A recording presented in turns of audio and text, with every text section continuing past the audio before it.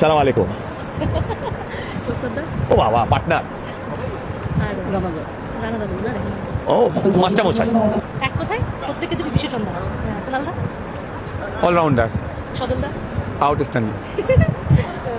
ওস্তাদদা, কোস্তবদা তো একদম অ্যাডভোকেট, মানে বুঝতে পারছেন একদম ম্যাপে যোগ্য, একদম মদনদা, নতুন করে বলা যায়, মানে কালারফুল। আর রানাদা মানে হ্যাঁ, রানার তাত্ত্বিক।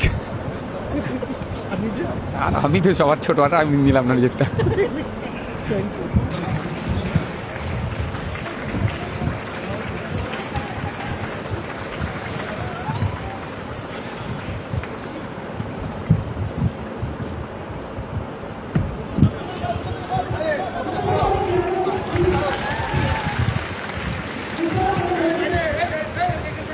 আমি কিন্তু একদম তোমার মধ্যে মানে সব তোমার সিস্টেমেই আছি, তুমি চিন্তা করো না। না না না বলে দাও, বলে দাও। না ওখান দিয়ে বলে দাও।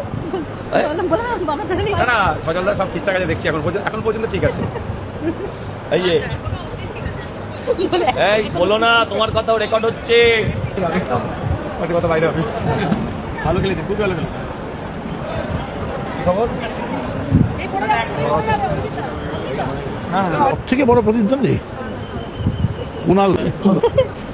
প্রথমবার আসা হ্যাঁ, প্রথমবার আসা 2008 থেকে শুরু হয়েছে। প্রথমবার এসেছি, সেভাবে দেখাও হয় না, তবে একটা নতুন একটা অনুভূতি, এটা নতুন ফিল্ড। দেখা যাক, কারণ আজকে আমাদের যারা কন্টেস্ট করতে এসেছি সব প্রত্যেকেই রাজনীতির সাথে যুক্ত। যিনি সঞ্চালকের ভূমিকায় আছেন সেও রাজ্য থেকে গিয়ে দিল্লিতে এমপি তিনি। ফলে আশা করছি এটা ভালো হবে, কারণ এখানে যারা এসে উপস্থিত হয়েছেন, একদিকে মদনদা, তার সাথে ঠিক যেমন আমাদের সজলগুদা, ঠিক আমাদের যেমন মোস্তাফিজুরদা আছেন, উল্টোর দিকে কৌস্তব বাগচিদা আছেন। আবার অলরাউন্ডার আমি যাকে বারবারই বলি, সে হচ্ছে কুণাল ঘোষ, সাথে আমি সবার ছোট। মানে রাজনীতিতে টক্কর হতেই থাকে, এখানে কেমন টক্করটা চলছে? না, এখানে টক্করটা বড় কথা না, একটা অভিজ্ঞতা হবে। কারণ জানেন, আমি জেলও খেটে এসেছি, 42 দিন টোটাল ছিলাম। Jail custody, police custody, court আদালত সম্পর্কে প্রচুর অভিজ্ঞতা হয়েছে 42 দিন থাকার ফলে।